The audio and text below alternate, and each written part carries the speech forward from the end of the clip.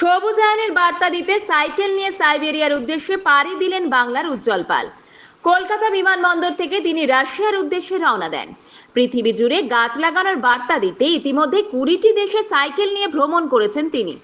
বিশ্বজুড়ে বিভিন্ন স্বেচ্ছাসেবী সংস্থা, school, college, cultural organisation, sports club ও পাড়ায় পাড়ায় গিয়ে গাছ লাগানোর বার্তা দিয়েছেন।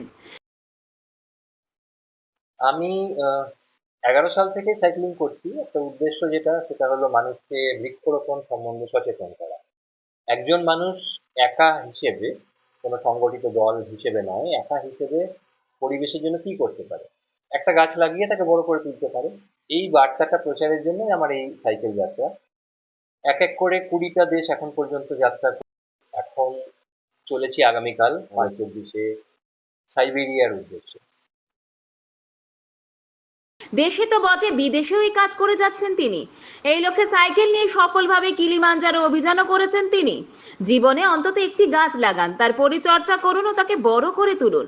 রাশিয়ার সেন্ট পিটার্সবার্গ থেকে তিনি তার যাত্রা শুরু করবেন।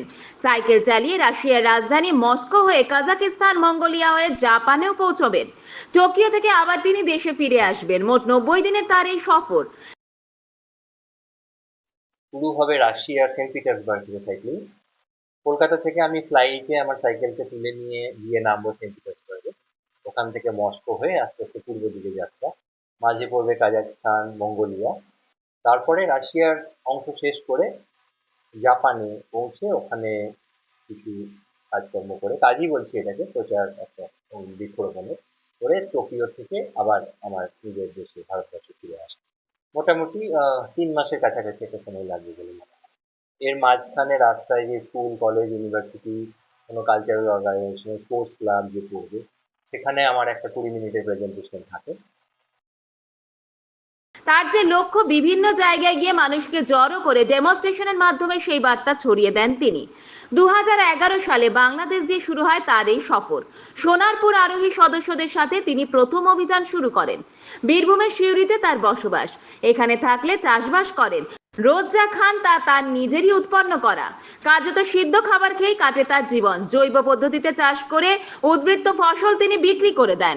যে টাকা তিনি পান তা দিয়ে সবুজায়নের বার্তা ছড়িয়ে দেওয়ার পাশাপাশি গাছ লাগান নানান জায়গা জুড়ে। বন দপ্তরের সহযোগিতায় বিভিন্ন জায়গা জুড়ে নানান প্রাণী উদ্ধারের কাজেও যুক্ত থাকেন তিনি। দক্ষিণ 24 পরগনা থেকে সুমন সাহার রিপোর্ট, লোকাল 18 বাংলা।